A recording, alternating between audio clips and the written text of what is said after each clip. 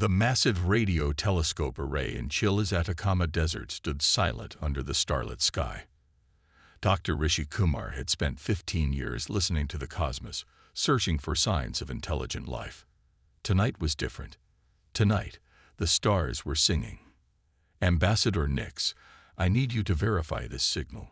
Rishi spoke into his comm unit, his fingers dancing across holographic displays. The ethereal blue glow of the screens illuminated his weathered face, casting shadows that deepened the worry lines around his eyes. Within minutes, the observatory's main door hissed open. Ambassador Nix, the only Centaurian representative on Earth, glided into the room. Her crystalline form caught the light from the displays, sending rainbow refractions across the walls. The Centaurians had been humanity's first contact 5 years ago, refugees fleeing something they called the Void Collective. "Show me." Nix's translucent form pulsed with subtle light patterns, their species equivalent of speech, automatically translated by the neural interface all humans now wore. Rishi projected the signal's waveform into the air between them. The pattern was unlike anything humanity had ever recorded, complex, structured, yet organic. Its beam broadcast on all frequencies, from somewhere beyond the Oort cloud. The signal's too strong to be natural. Nix's crystalline structure darkened momentarily. Fear, the harbinger signal. It comes before them. Always. Her voice carried a tremor that the translation software couldn't quite smooth out. "Your species must prepare. You are the last hope." Last hope. There are dozens of spacefaring species in the known galaxy. Surely. No, Nix interrupted. You don't understand. The Void Collective isn't just an army or an empire. They are the antithesis of individual consciousness. They consume minds, absorb civilizations. Every species they've encountered has fallen or fled. Except, she paused, her crystal structure pulsing with intense patterns. Except humans might be different. Before Rishi could respond, his security console flashed red. Multiple objects had just appeared at the edge of the solar system, moving at impossible speeds. Commander Isabella Martinez was having breakfast with her daughter when the alert came through. As head of Earth's unified defense force, she trained for first contact scenarios, alien invasions, and everything in between. But nothing had prepared her for this. "Mom," her daughter Zora asked, noting the sudden tension in her mother's posture. "It's okay, sweetheart. I need to go to work early today." Isabella kissed her daughter's forehead, already pulling on her uniform jacket. "Stay with Aunt Lena today, okay?" Within 30 minutes, Isabella stood in the UDF's command center beneath Mount Cheyenne. The room buzzed with controlled chaos as officers coordinated with defense stations across the planet. "Report," she barked, stepping onto the command platform. Admiral Takeshi Yamamoto, her second in command, brought up a holographic display of the solar system. 37 objects, each roughly the size of Manhattan, just appeared at the heliopause. They're moving toward Earth at 15C. That's impossible speeds for objects that size. No known propulsion system could achieve that. Isabella studied the tactical display, her mind racing through scenarios. "Any response to our hails?" "Nothing direct, Commander. But we're picking up some kind of energy field emanating from the objects. It's changing things." "Changing how?" As if in answer, alarms blared throughout the facility. The neural interfaces used for global communication began to glitch, sending static through the worldwide network. But strangely, human minds remained unaffected. Ambassador Nix's voice came through the command center speakers. "This is why you might be our last hope, Commander Martinez. The Void Collective's primary weapon, their method of conquest, is consciousness itself. They override and absorb the neural patterns of entire species. But humans," her voice carried something like wonder. "Your consciousness exists in a quantum state they cannot easily manipulate. You are naturally resistant." Isabella's mind raced with the implications.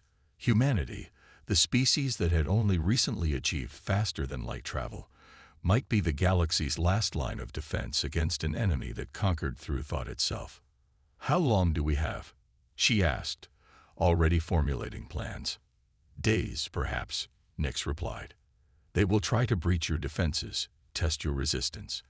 Then they will come in force." Isabella straightened her shoulders, years of training kicking in. "Admiral Yamamoto, initiate Protocol Omega. Contact every UDF base on Earth and in the colonies. As of now, we are at war." She turned to the communications officer. "Get me a direct line to the World Council. And someone find Dr. Kumar. If he discovered something in that signal that could help us, we need to know." As the command center erupted into action, Isabella allowed herself one moment of private fear. Somewhere across the city, her daughter was watching the same dark shapes appearing in the sky, visible now even in daylight. They looked like tears in the fabric of space itself, as if reality were being unmade. Humanity had never faced a threat like this before. But then again, the Void Collective had never faced humanity. The next few hours would determine not just Earth's fate, but the future of consciousness itself in the galaxy. And Commander Isabella Martinez intended to ensure that future remained free.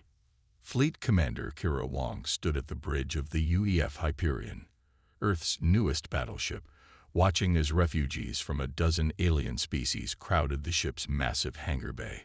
2 weeks had passed since the Harbinger signal, and the solar system had become an unlikely sanctuary. Another ship requesting emergency docking. Lieutenant Rhodes reported from his station. "Looks like Andromedans this time, their vessels barely holding together." Kira nodded grimly. "Guide them in, and get Dr. Kumar up here. We need to understand what they're running from." The Hyperion's quantum displays flickered with status updates. 27 refugee ships had arrived in the past week alone, each bearing stories of worlds consumed by the Void Collective. Earth's defenses were unprecedented, a hastily assembled coalition of human ingenuity and alien technology. Dr. Rishi Kumar arrived on the bridge, accompanied by a towering Nexian, a species that resembled moving pillars of light contained within crystalline shells. "Commander Wong," Kumar began, "we've made a breakthrough. The Nexians have helped us decode more of the Harbinger signal. The void spreads through thought itself," the Nexian, who called itself Luminara, explained. Its voice resonated directly in their minds. "But human brains generate a unique quantum interference pattern. Your species evolved in isolation, developing neural pathways that resist external manipulation." Kira turned from the viewport, her expression hard. "Can we weaponize this resistance?" "That's what we're working on," Kumar replied, bringing up holographic models of human brain activity. "We're developing what we call the quantum mirror protocol. If we can amplify the human neural pattern." The ship's alarms cut him off. Lieutenant Rhodes's hands flew across his console. Multiple contacts. "They're coming through some kind of tears in space. Energy signatures match the objects from 2 weeks ago." Kira's training kicked in. Battle stations. All hands prepare for combat. "Get me Commander Martinez." The bridge erupted into controlled chaos as crew members rushed to their positions. The main display showed dozens of vast, dark shapes emerging from what looked like wounds in reality itself. They were beautiful in their terrible way. Geometric patterns that seemed to defy the laws of physics. Commander Martinez's hologram appeared on the bridge. "They're hitting everywhere at once," she reported. "Luna Base, Mars colonies, the Jovian stations. This isn't a probe, it's an invasion." "We're ready," Kira assured her, though her heart pounded. The Hyperion represented humanity's best hope, a fusion of Earth's military might and the combined technological knowledge of their alien refugees. The first attack came without warning. Reality itself seemed to buckle as the void ships fired weapons that didn't so much destroy as unmake. But the Hyperion's shields, modified with Centaurian crystal matrices, held. "Return fire," Kira ordered. The ship's quantum cannons roared to life, sending lances of concentrated human consciousness pattern energy into the void. Where they struck, the enemy vessel's impossible geometries seemed to shudder and break down. "It's working," Kumar exclaimed. "The quantum mirror protocol. Their ships can't maintain cohesion when exposed to amplified human neural patterns." But their victory was short-lived. New tiers opened in space, disgorging more enemy vessels. And these were different, adapted, evolved, learning. "They're targeting the refugee ships," Rhodes reported, his voice tight. "The civilian vessels don't have our defenses." Kira made a decision that would change the course of the war. Divert power from the main drive to the consciousness projectors. "Lieutenant, get me a channel to every human ship in the system." She took a deep breath. "This is Fleet Commander Wong to all UEF vessels. The refugees are under our protection. Earth has always stood against tyranny. Now we stand against the death of consciousness itself. For humanity, for our allies, for free will itself, engage the enemy." The battle that followed would be remembered as humanity's first true test against the Void Collective. The Hyperion led a desperate defense, its human crew's consciousness patterns amplified and weaponized, creating safe zones where alien refugees could retreat. But the real revelation came during the height of the battle. As Kira coordinated the defense, she felt something unprecedented. A connection, not like the Void's forced absorption, but a voluntary linking of minds. Human consciousness was not just resistant to the Void. It could create bridges between species, allowing them to fight as one. "Commander," Kumar's voice cut through the chaos. "The refugees, their minds, they're synchronizing with ours. The human neural pattern isn't just a weapon. It's a shield that can extend to others." Kira felt it too. Through the quantum mirror protocol, human consciousness was becoming a catalyst for something new, a unified defense that preserved individuality instead of consuming it. The very thing that had kept humanity isolated, their unique neural evolution, was now becoming the foundation of the greatest alliance the galaxy had ever seen. As the battle raged across the solar system, a new truth emerged. Humanity wasn't just fighting for survival, they were fighting for the very nature of consciousness itself.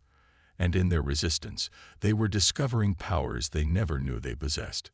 The Void Collective had made a crucial mistake. They had assumed that humanity's isolation was a weakness. Instead, they had given evolution time to create their perfect nemesis, a species whose minds were the key to preserving free will throughout the galaxy. The halls of the Quantum Defense Initiative's underground facility hummed with activity. Dr. Priya Patel studied the holographic brain scans floating before her, each one showing the unique neural patterns of Earth's most powerful psychics. 3 months into the war, humanity had discovered that some individuals could naturally amplify the protective consciousness field they now called the human aegis. "The results are consistent," she reported to the assembled military leadership. "Those with higher psionic sensitivity can extend the aegis further, protecting more alien allies from the Void's influence."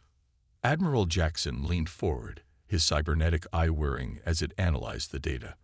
"But there's a cost, isn't there? I can see the strain patterns in these scans." Priya nodded grimly. "The human mind wasn't designed to shield entire fleets. We're seeing neural degradation in our strongest psychics. They can hold the line, but not indefinitely." The meeting was interrupted by a priority alert. Commander Martinez's hologram materialized in the center of the room, her expression grave. "The Void Collective has adapted again. They've launched a new offensive, targeting our psychics specifically. New Eden colony is under attack." The tactical display shifted to show the colony, humanity's furthest outpost. 30,000 civilians, including many of Earth's most powerful psychics, who had been relocated there to maintain a protective aegis over the sector. "The colony's conventional defenses are holding," Martins continued, "but their consciousness shield is weakening.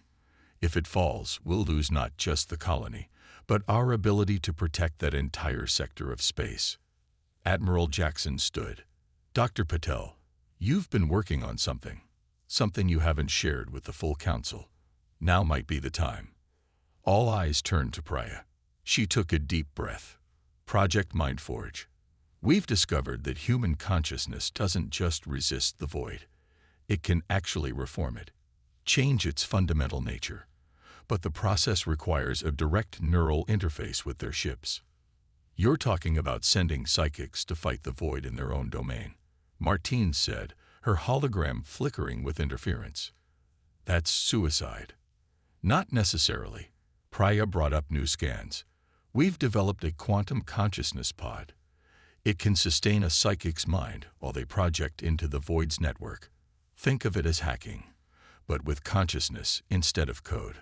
The room erupted in debate, but a new alert silenced everyone. New Eden's outer defenses had fallen. The void ships were beginning their final approach. We're out of options, Admiral Jackson declared. Doctor, is your equipment ready? We have 3 prototype pods, Priya replied, but we haven't tested them in combat conditions. 3 pods, 3 ships, Martines noted. If we can turn even one of their capital ships, it might give New Eden a chance. The decision was made. Within hours, 3 of Earth's strongest psychics, Marcus Chen, Aria Reeves, and David O'Malley, were sealed into the quantum pods aboard the stealth ship Shadowstep. Each had volunteered, knowing the risks. Priya monitored their vital signs as the Shadowstep slipped through the chaos of battle around New Eden. The colony's massive defensive platforms blazed with energy weapons, holding back the geometric horror of the Void Fleet. But their consciousness shield was visibly weakening, the protective bubble of human thought patterns growing thin. Remember, Priya spoke to the psychics through their neural links. You're not trying to destroy their consciousness network. You're trying to reshape it. Humanity's gift isn't just resistance, it's reformation. The Shadowstep maneuvered into position beneath one of the vast void ships. Up close, their true nature became apparent. They weren't simply vessels, but physical manifestations of corrupted consciousness, given form in real space. Initiating neural projection, Marcus reported, his voice steady despite the strain. The void, it's beautiful in a terrible way. I can feel them, billions of absorbed minds, all twisted into one pattern. Aria's voice joined his, finding the fault lines in their network. There are echoes of individuality. Not everything is fully absorbed. That's our way in, David added. We don't fight the network. We remind it of what it used to be. Priya watched in awe as the 3 psychics reached out with their minds, their enhanced consciousness patterns rippling through the void ship above them. The massive vessel's geometric patterns began to shift, its perfect symmetry wavering. It's working, Marcus exclaimed. The absorbed minds. They're remembering. There. His voice cut off in a scream. All 3 psychics convulsed in their pods as the void struck back, its vast consciousness bearing down on their minds with the weight of billions of absorbed souls. But something unexpected happened. Instead of being crushed, the psychics' minds seemed to ignite. The human Aegis, evolved through eons of isolation, didn't just resist the void's attack, it transformed it. The very force being used against them became fuel for their consciousness projection. Above the Shadowstep, the void ship's perfect patterns shattered. Its geometric form rippled and reformed, but not into chaos, into something new, something that blended the vast network consciousness of the void with the individual freedom of human thought. The ship, Aria gasped, it's not just changed, it's awakened. The absorbed minds, they're free, but still connected. We've shown them another way. As if in response, the transformed ship turned its weapons on its former allies. The battle for New Eden had just changed dramatically. Humanity had proved that the choice wasn't between isolation and absorption. There was a third path, one that only their unique consciousness could forge. But victory had come at a cost. The 3 psychics lay unconscious in their pods, their minds pushed to the absolute limit. They had survived, but their experience would change them. and humanity's approach to the war, forever. In the command center, Commander Martinez watched the transformed Void ship defend New Eden alongside human forces. "Send word to Earth," she ordered. "Tell them we found our way forward. The Void Collective doesn't need to be destroyed. It needs to be transformed, and only humanity can show it how." The transformed Void ship hung in Earth orbit like a monument to possibility. Its once perfect geometric patterns now flowed in organic waves, a physical manifestation of consciousness freed from rigid control. Dr. Priya Patel stood before the World Council, her holographic presentation showing the incredible data gathered from what they now called the awakened ship. "The transformation at New Eden wasn't just a victory," she explained. "It was a proof of concept. The Void Collective isn't invincible. It's incomplete. And humanity might be the missing piece." The chamber was packed with both human leaders and alien representatives. Ambassador Nix's crystalline form pulsed with intense patterns of light as she spoke. "For eons, we believed the only options were submission or endless flight. Your species has shown us a third path." Fleet Commander Wong stepped forward, her uniform bearing the new marks of battle. "But we can't replicate what happened at New Eden. The psychics who transformed that ship are still in recovery. Their minds were nearly burnt out by the effort. That's why we need to think bigger." Priya brought up new diagrams. The quantum pods were designed to project individual consciousness. But what if we could project humanity's collective consciousness? Not merged like the Void, but harmonized, like an orchestra instead of a single, overwhelming note. Admiral Jackson's cybernetic eye whirred as he studied the data. "You're talking about the global neural network, turning our planetary defense system into a consciousness projector." "Exactly." Priya manipulated the hologram, showing Earth surrounded by a web of neural interfaces. "Every human on Earth is already connected to the network. If we can coordinate their consciousness patterns, amplify them through the awakened ship's transformed systems." She was interrupted by emergency alerts flashing across every screen. Lieutenant Rhodes burst into the chamber. "Multiple Void fleets detected. They're not just sending ships, they're moving their world mind." The tactical display showed it, a vast geometric construct larger than Earth's moon, surrounded by thousands of ships. The Void Collective's central consciousness was coming to deal with humanity personally. "How long?" Commander Martinez demanded. "At their current speed, 72 hours, Rhodes reported. "They're not trying to hide. This is a full commitment of their forces." The chamber erupted in chaos, but Priya's voice cut through it all. "This is it. This is our chance. They're bringing their core consciousness within reach. If we can transform it like we did that ship." "The risk is unimaginable," Admiral Jackson countered. "If we fail, they'll have all of humanity's consciousness technology. They'll know exactly how to counter our resistance. And if we don't try," Martinez stood, her voice carrying the weight of command, "we'll face an endless war of attrition that we'll eventually lose. The world mind controls the entire collective. Transform it, and we transform them all." The next 72 hours saw the greatest mobilization in human history. Every person on Earth was briefed on their role in the coming consciousness projection. The awakened ship was moved to a crucial orbital position, its transformed systems integrated with Earth's neural network.